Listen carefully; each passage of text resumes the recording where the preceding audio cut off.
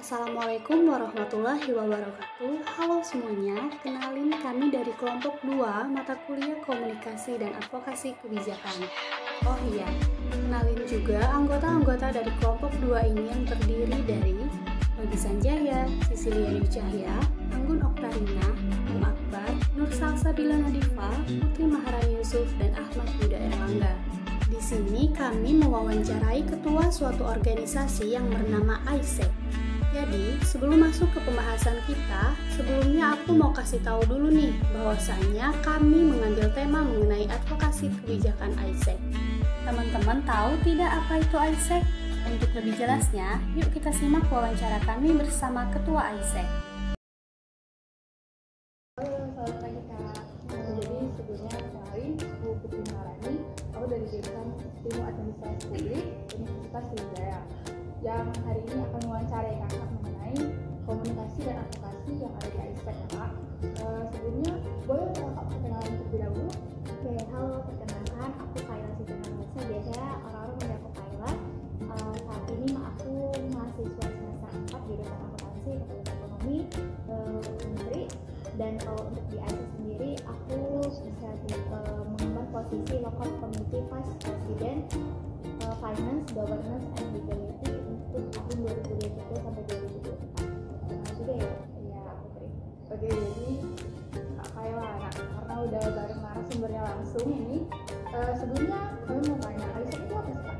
Oke, bisa dibilang khususnya AISEC Indonesia ya, namanya kita ibaratnya lokal politik. Jadi AISEC Indonesia itu adalah organisasi kepemimpinan yang dimana kita bertujuan untuk pemuda-pemuda, baik itu terutama di pemuda Sumatera Selatan itu untuk mendapatkan international exposure, international cross-cultural understanding terhadap satu negara, satu budaya dan lain-lain. Dan cara apa sih kami untuk melakukan hal itu, yaitu dengan program-program kerja kami yang melibatkan terkait dengan dunia internasional.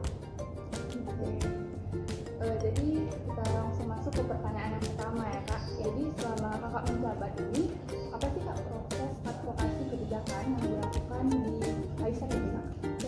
Kalau misalnya aku lihat definisi dari proses advokasi kebijakan itu bisa dibilang gimana kita sebagai organisasi itu merumuskan sejumlah aturan-aturan. Nah, untuk prosesnya itu kita ada ini yang namanya local legislation fair dan local legislation meeting. Nah, yang pertama kita lakukan dulu local legislation meeting gitu.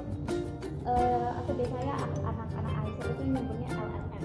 LLM ini dimana kita itu minta para anggota untuk membaca aturan-aturan yang ada di AISEC gitu. Misalnya kayak local compendium gitu. Kita nyuruh mereka untuk membaca, dan kalau misalnya ada hal-hal yang ingin diubah dari local compendium itu, disitulah kita merumuskan yang namanya mosi gitu. Di mosi itu kita diskusi di local LLM itu, kita diskusi terkait itu. Misalnya yang bagian local compendium nomor 1 gitu, nama AISEC Indonesia ada ada satu anggota yang merasa kayak ini kayak nggak sesuai EYD gitu, soalnya industri itu punya aja yang gede, misalnya itu hurufnya huruf kecil gitu. Nah, itu bisa diajukan selama local legislation meeting, dan itu terbuka untuk semua anggota. Nah, memang tidak semua anggota AISEC Indonesia berhak untuk mengajukan mosi terkait perubahan aturan-aturan AISEC. Ada sejumlah syarat dan ketentuan yang nantinya akan biasanya dari Departemen PPSDM ya akan menyebarkan form untuk para member yang ingin ibaratnya namanya itu full member status, yang mana status itu mereka diberikan suara untuk mengubah peraturan gitu. Kemudian siapa saja nih Kak aktor-aktor yang terlibat dari advokasi kebijakan tersebut? Oke, untuk terkait advokasi kebijakan itu kita melibatkan para anggota tadi yang berhak untuk mengajukan pembaharuan di aturan-aturan AISEC Indonesia. Namanya itu full member. Nah, di situ bisa dibilang mereka itu punya suara dan punya selain suara mereka punya kewenangan untuk melakukan voting apakah mosi ini mereka setujui atau tidak, dan kalau mereka tidak setujui ya berarti tidak ada yang berubah gitu dari aturan-aturan. Oke, untuk pertanyaan berikutnya nih Kak, apakah ada bukti dari pelaksanaan advokasi tersebut? Oke, kalau untuk bukti advokasi tersebut, yang pertama kita bisa dibilang ada kurang lebih 3 bukti kalau bisa aku bilang. Yang pertama adalah file yang menunjukkan bahwa mosi ini itu diperbarui per tanggal kita melakukan meeting LLM tadi. Lalu yang kedua adalah jadi kita tuh votingnya itu pakai spreadsheet, dan mungkin itu bisa dijadikan bukti bahwa kita melakukan advokasi itu.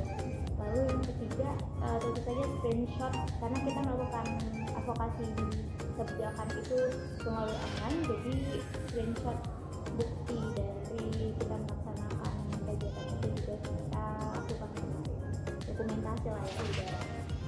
Oke, jadi berbasis bukti ya Kak.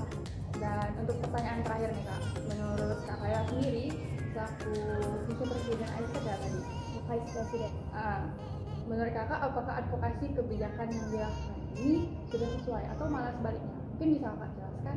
Oke, kalau dibilang sudah sesuai atau belum, sudah sesuai. Kita melakukan prosedur yang memang ibaratnya itu alur untuk mengubah atau merevisi dari aturan-aturan di AISEC Indonesia itu sendiri. Pertama kita yang tadi aku bilang, kita melaksanakan yang namanya local legislation meeting, yang kita bahas dulu nih motifnya ini mau diubah ini jadi yang misalnya jadi A jadi B gitu.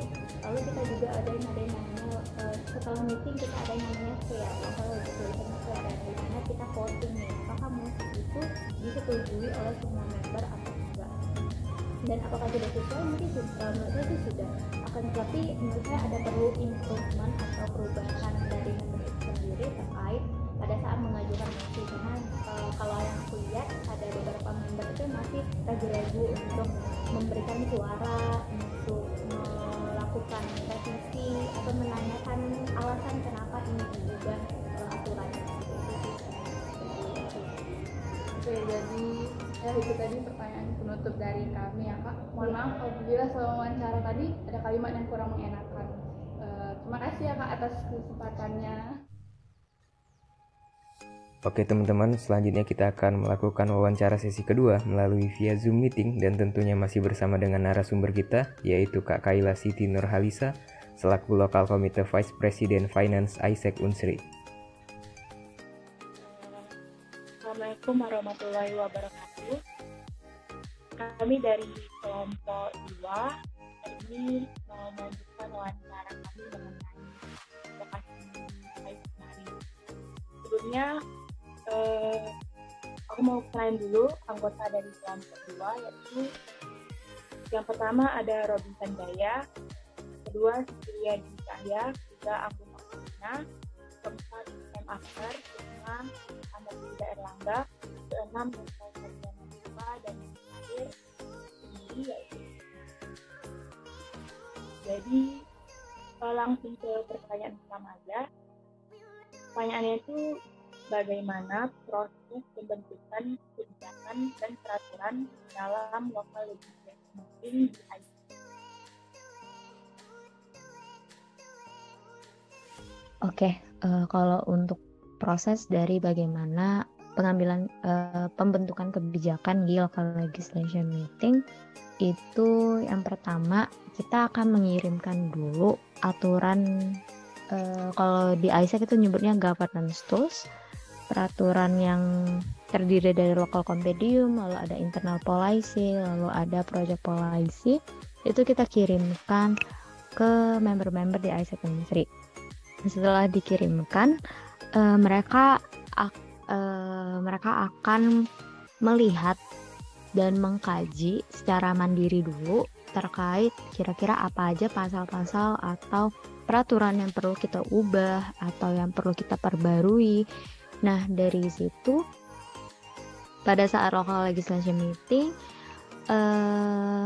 saran-saran dari member atau dari anggota tersebut akan dituangkan dalam motion atau mosi. Nah, di mosi itu barulah nanti ada yang namanya proposer atau orang yang mengajukannya, lalu ada diskusi-diskusi terkait kenapa ini dibikin, kenapa ini perlu direvisi dan segala macam. Itu saja sih proses kalau untuk local legislation meeting yang agak dipersingkat. Terima kasih Kayla. Untuk pertanyaan berikutnya, ini teman-teman ada yang ingin bertanya?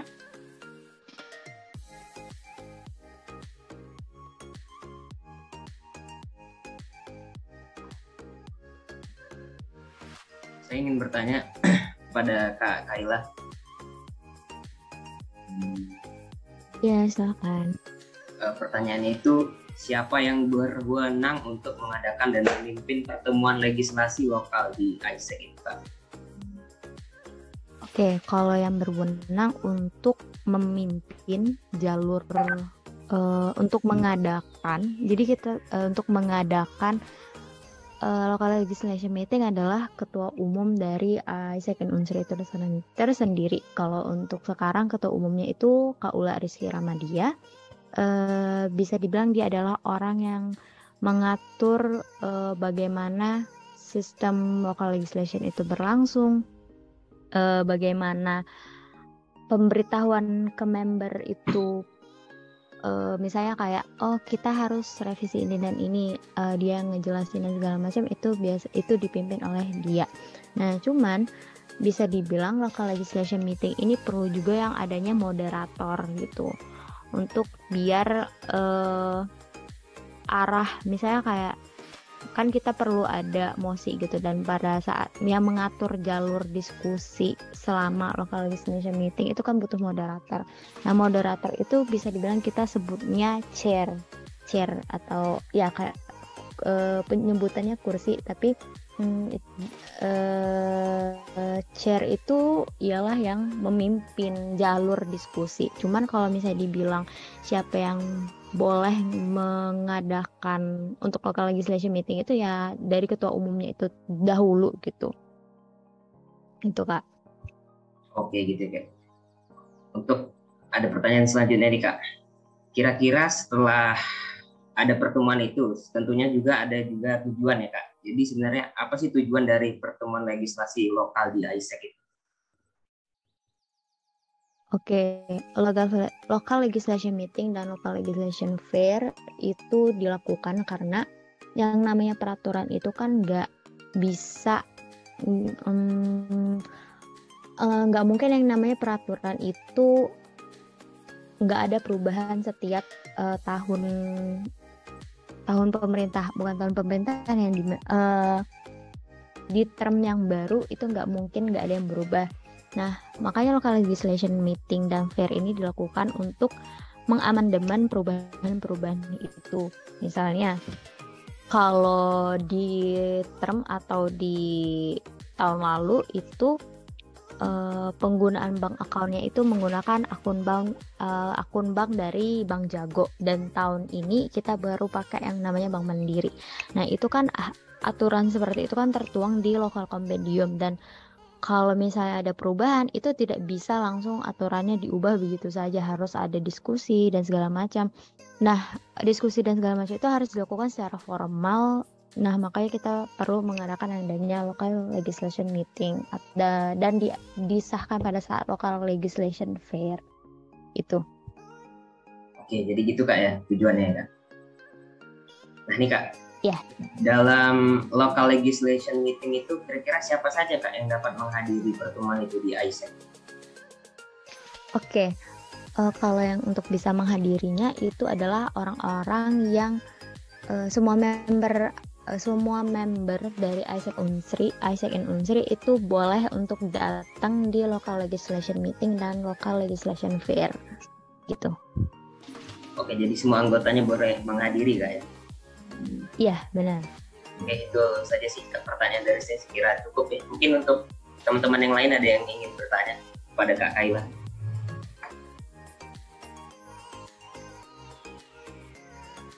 Saya ingin nanya ke Kak Kayla.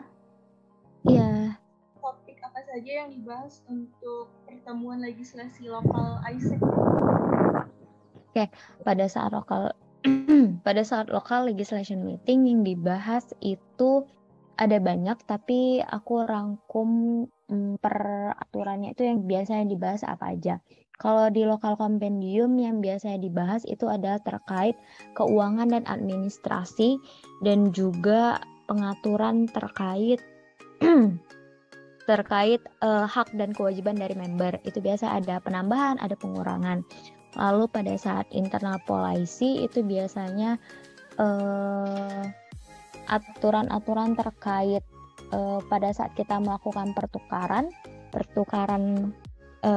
jadi kan produk kita itu kan mendatakan orang sama mengirim orang ke luar negeri untuk merasakan cross cultural culture.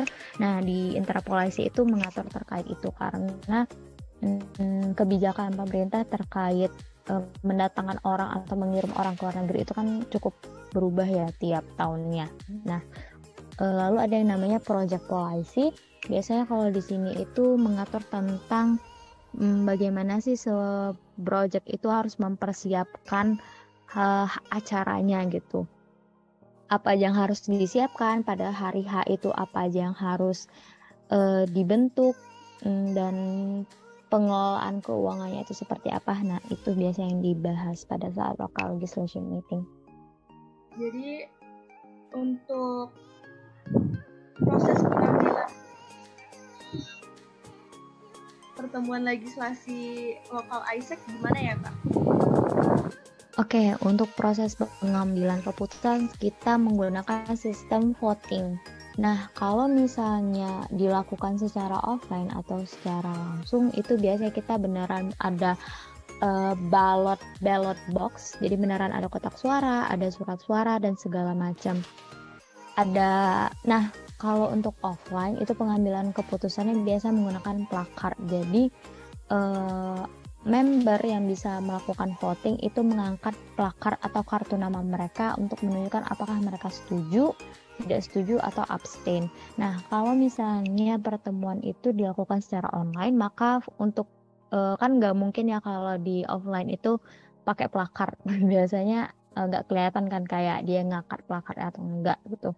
Nah, biasanya kalau untuk online biar lebih efektif juga dan transparan itu dilakukan melalui aplikasi spreadsheet. Nah, di spreadsheet itu sudah disediakan nama dari member yang bisa voting dan kolom mereka yang bisa menunjukkan pilihan mereka yes or no or absent, setuju, tidak setuju, atau abstain gitu.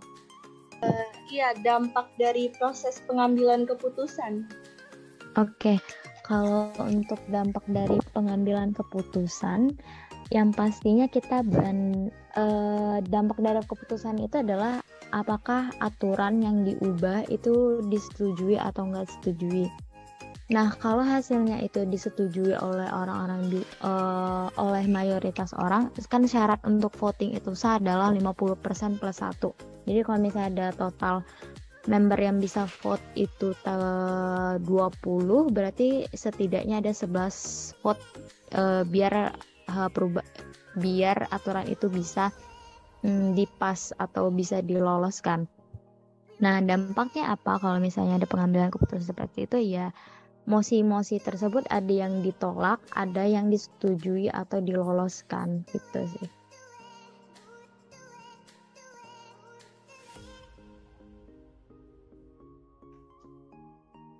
Baik, terima kasih Kak untuk teman-teman lain untuk bertanya.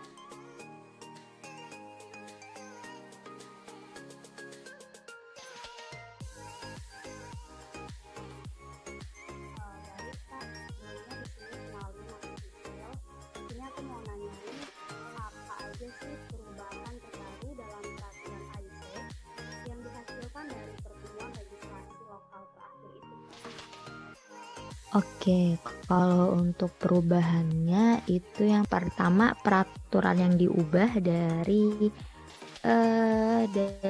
aturan-aturan itu yang pertama terkait bank akun yang akan digunakan selama 1 tahun ke depan. Itu yang tadi awalnya kita menggunakan Bank Jago, jadinya kita pakai Bank Mandiri. Lalu yang kedua, penamaan. Jadi awalnya Isaac in Unsri itu penamaannya Isaac in Unsri, Unsrinya itu huruf kapital semua. Nah itu diganti penamaannya menjadi Isaac in Unsri, U-nya yang gede sesuai dengan ketentuan di KBBI. Lalu ada beberapa typo yang harus dibenerin. Jadi misalnya preambule jadi preambul dan sebagainya. Nah, salah satu menurut aku yang cukup krusial di sini adalah tentang aturan bagaimana sih member itu kalau ingin mencalonkan jadi BPH itu syaratnya seperti apa. Nah, itu ada sedikit yang diubah agar tidak menjadi karena pasalnya cukup simpang siur dan tidak jelas, rawan untuk dimisinterpretasi, jadinya kita ubah kata-katanya. Lalu untuk itu selain itu syarat-syarat hak dan kewajiban member itu ada beberapa yang ditambahkan. Selanjutnya ada beberapa aturan yang dihapus karena sudah dirasa tidak relevan lagi dengan keadaan sekarang. Lalu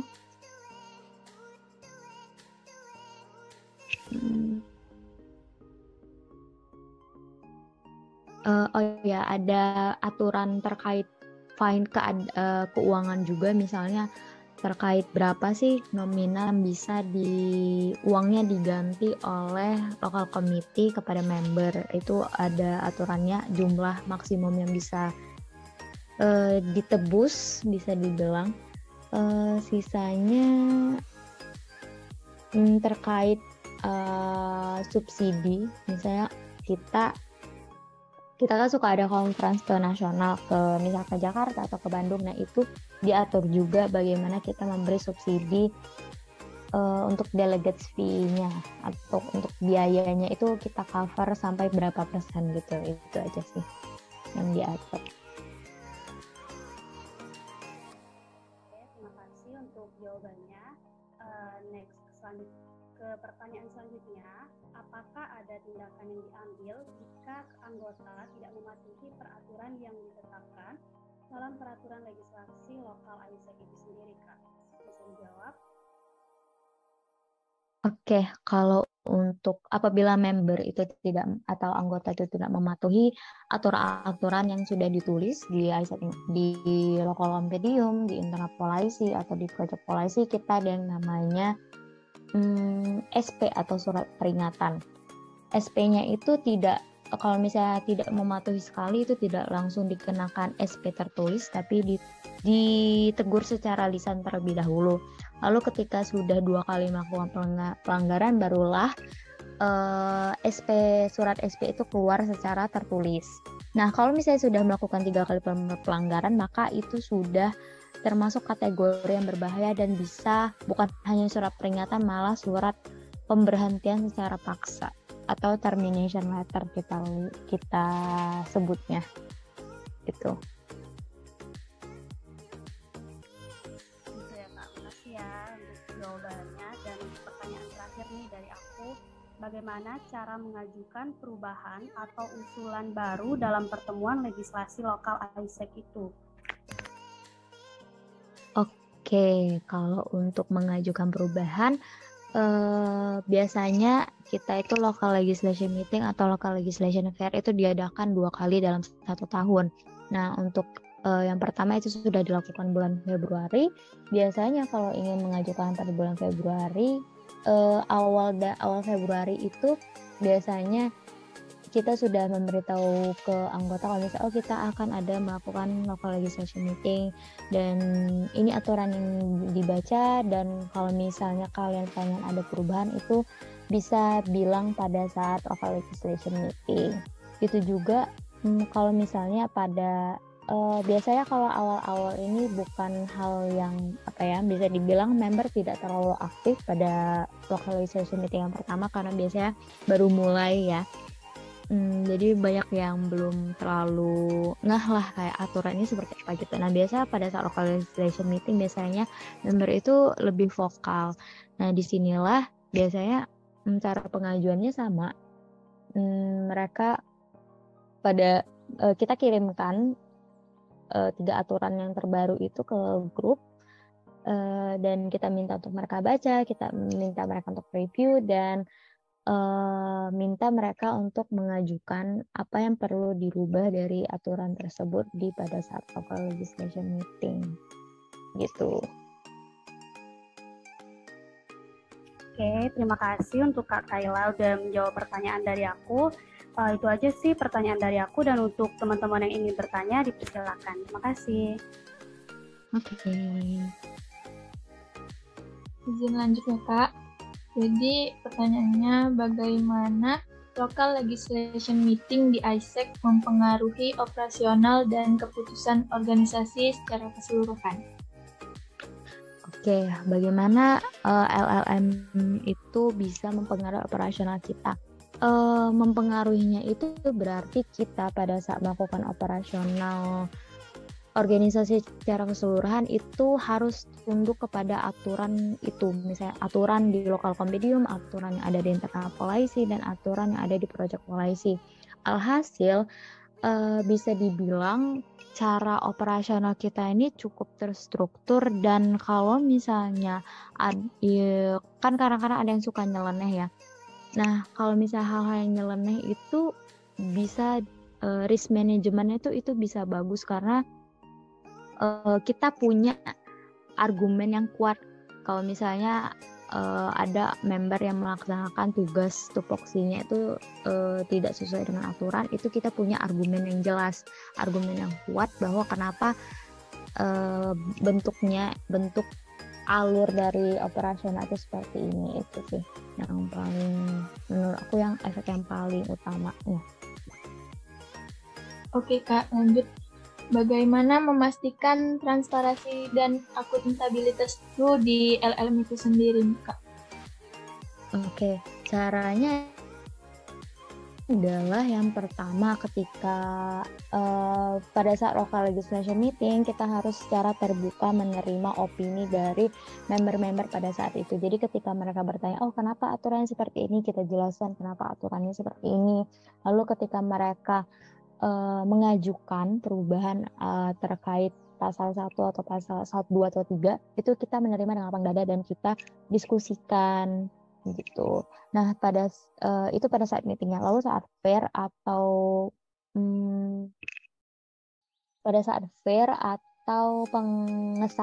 pengesahan dari aturan yang sudah diubah itu, kita melakukan votingnya secara sesuai dengan aturan, secara transparan.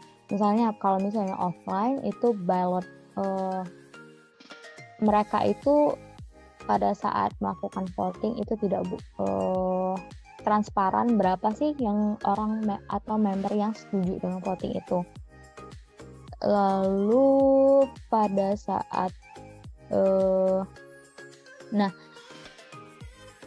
biasanya juga surat suaranya itu pada saat akhir nanti akan dibuangnya dengan nggak hanya dibuang aja, tapi harus juga disobek biar nanti itu nggak akan dipakai lagi. Itu biasanya prosedurnya. Oke, untuk output dari advokasi yang telah dilaksanakan ISEC itu ada apa aja, Kak? Oke, untuk output dari local legislation meeting yang pastinya kita menghasilkan 4 aturan. Bisa dibilang yang pertama adalah local compendium yang baru, yang updatednya itu yang kalau misalnya ditulis tuh last update-nya itu pada saat kita local legislation meeting dan local legislation fair. Lalu gitu juga ada yang namanya internal policy, lalu ada project policy, dan terakhir adalah SOP, standard operation prosedur tiap-tiap departemen. Dan kalau di tahun ini kita tuh ada 6 departemen, berarti tahun ini ada 6 SOP. Berapa tuh totalnya? Kira-kira ada 8 ya aturan yang dikeluarkan dari output dari local legislation meeting dan local legislation fair ini. Oke, terima kasih Kak Kayla. Untuk teman-teman yang lain, mungkin Kak. Baiklah, untuk pertanyaan selanjutnya itu tentang global volunteer di AIESEC ya.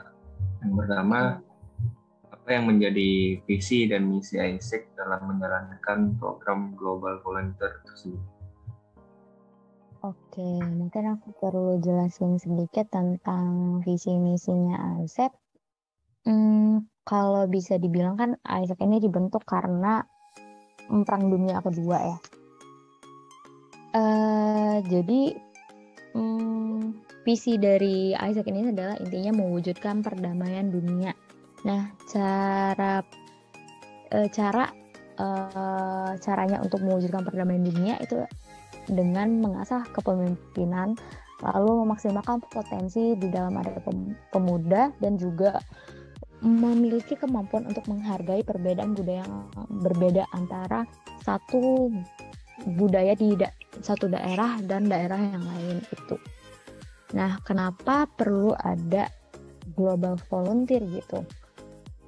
Bisa dibilang global volunteer ini wujud AIESEC untuk mewujudkan misinya yang salah satunya adalah kemampuan menghargai perbedaan budaya. Karena gini, kita tuh nggak akan bisa tahu budaya orang lain. Kita bisa tahu gitu kayak budaya di Jepang itu kayak gini dan sebagainya. Tapi kadar menghargai budayanya itu biasanya beda kalau misalnya nggak kita rasain langsung gitu, kita nyicip langsung. Budaya kalau di negara Jepang ini kayak gini dan aku udah ngerasain gitu. Kalau misalnya ketemu sama orang itu harus gimana dan sebagainya. Itu sih tujuan dari kenapa ada global volunteer ini. Oh, gitu ya Kak. Pertanyaan selanjutnya, apa saja program global volunteer yang ditawarkan oleh AIESEC?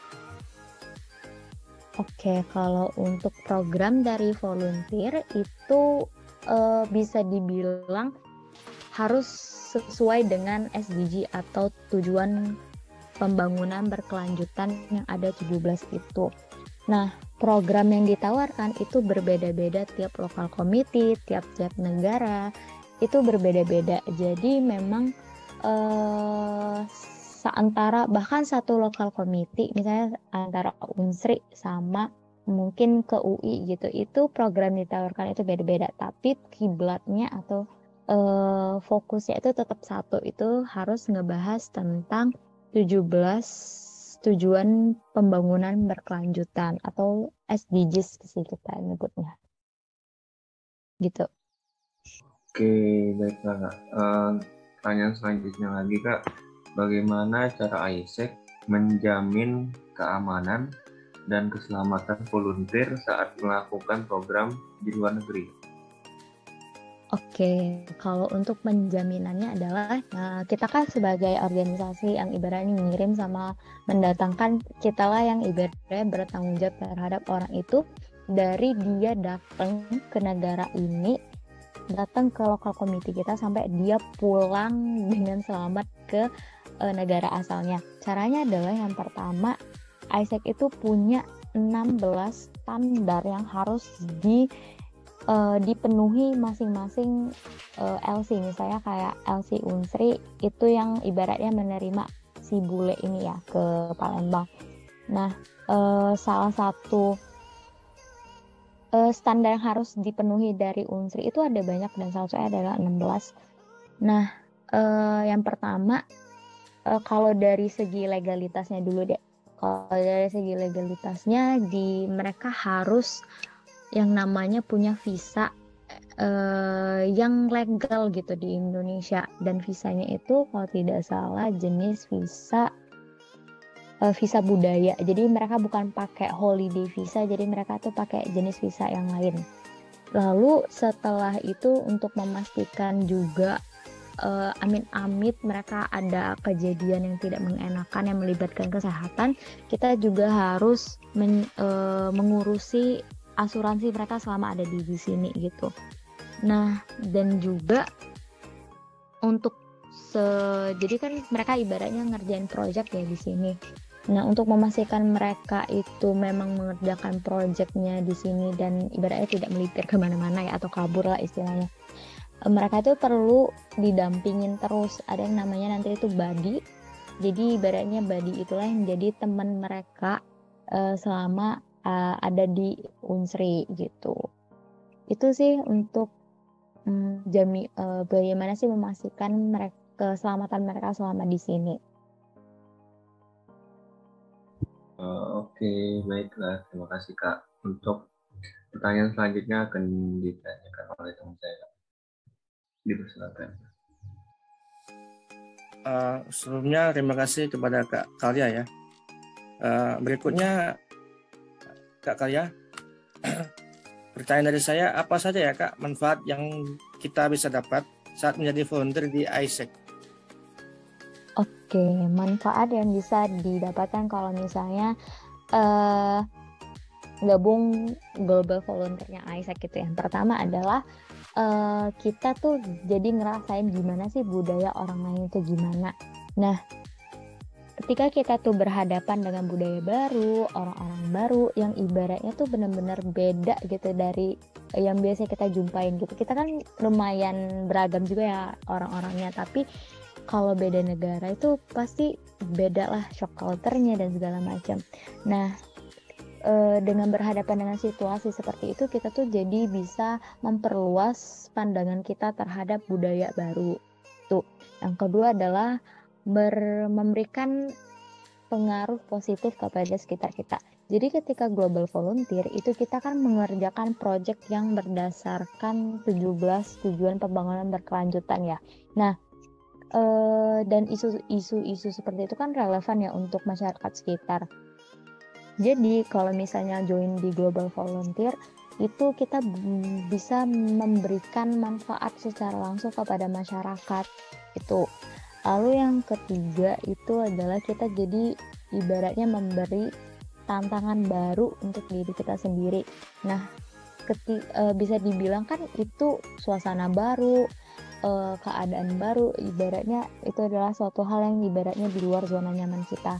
Nah, biasanya kalau kita keluar dari zona nyaman, barulah kita tuh bisa berkembang jadi lebih baik dari sebelumnya. Misalnya yang awalnya takut-takut buat nyapa orang lain, terus semenjak join global volunteer yang ibaratnya mau nggak mau kita harus berteman dengan orang-orang di situ, karena kalau enggak kan ya kita nggak bisa survive gitu ya, kita nggak bisa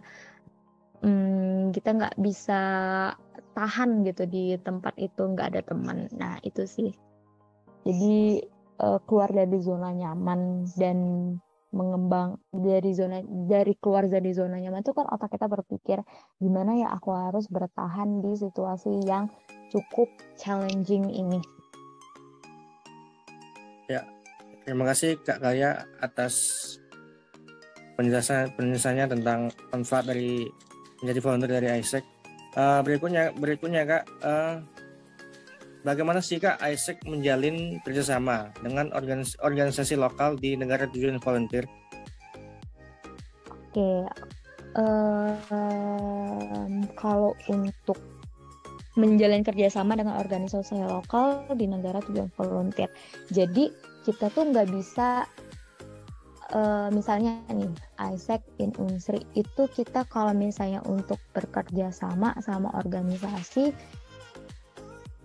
di luar AIESEC itu nggak bisa, cuman kita bisanya bekerja sama organisasi AIESEC yang ada di kota itu, misalnya di kota Vietnam itu.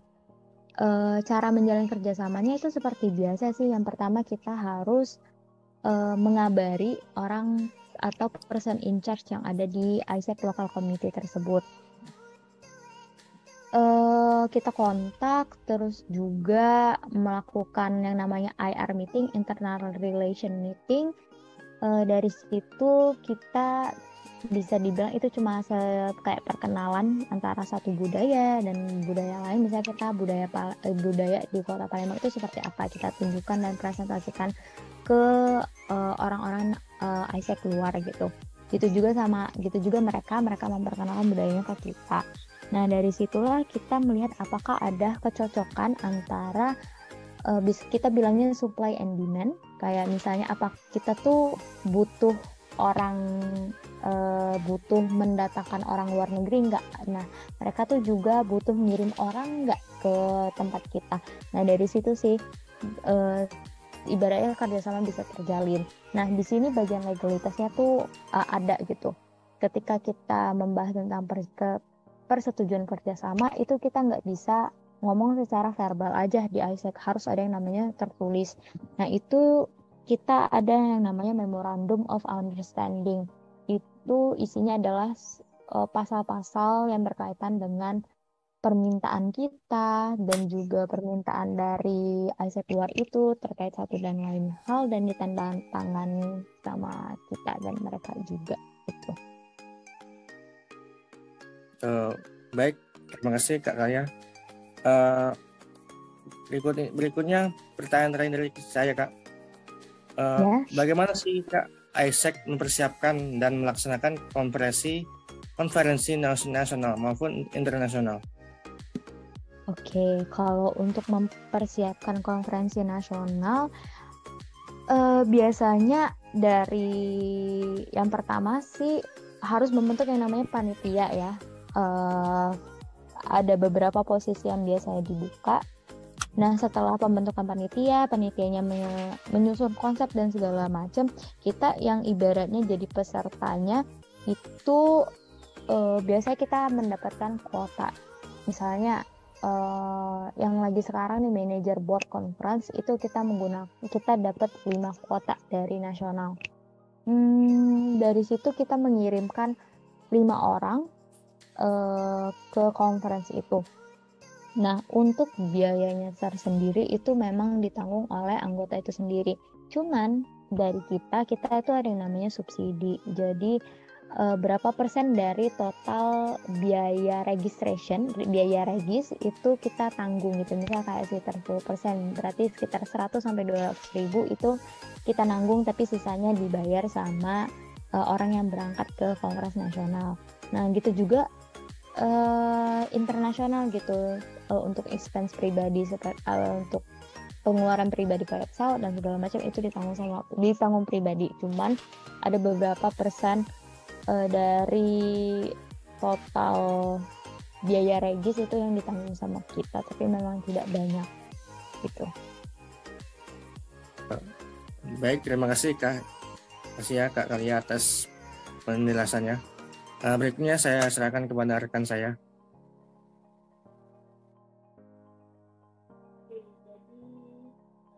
Sebelum menutup wawancara hari ini, aku punya satu lagi pertanyaan terakhirnya Kak. Apabila program Global Volunteer ini tidak terwujud, kira-kira tindakan apa yang akan dilakukan? Oke, jadi bisa dilihat kan Global Volunteer itu nggak tersedia di semua local committee yang sekarang, karena kebijakan dari COVID itu ngebikin beberapa local committee untuk melakukan program itu kembali itu perlu ada syarat dan ketentuan dari nasional. Nah, caranya adalah biar kami tetap bisa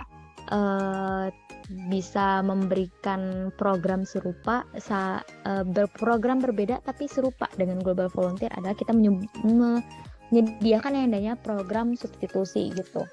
Nah, programnya itu seperti apa? Kita tuh ada yang namanya local project. Jadi konsepnya itu sama seperti Global Volunteer. Jadi kita ada peserta, lalu kita bikin project berdasarkan 17 tujuan pembangunan berkelanjutan. Cuman pesertanya itu lokal, orang-orang yang ada di Sumatera Selatan itu. Jadi kalau misalnya Global Volunteer kita nggak bisa runningnya ibaratnya atau bisa kita jalankan, kita tawarkan program substitusi itu. Oke, jadi itu tadi pertanyaan penutup dari kami ya Kak, seputar local legislation meeting dan Global Volunteer di ISEC. Baiklah, terima kasih atas waktunya. Mohon maaf apabila terdapat kesalahan kata selama wawancara ini. Wassalamualaikum warahmatullahi wabarakatuh. Waalaikumsalam. Terima kasih. Ya, itulah tadi wawancara sesi kedua dari kelompok kami yang membahas tentang advokasi di AIESEC Unsri. Semoga topik bahasan tadi dapat bermanfaat bagi kita semua, dan apabila selama berlangsungnya wawancara terdapat kekurangan dan kesalahan, kami mohon maaf. Sekian, kami ucapkan terima kasih.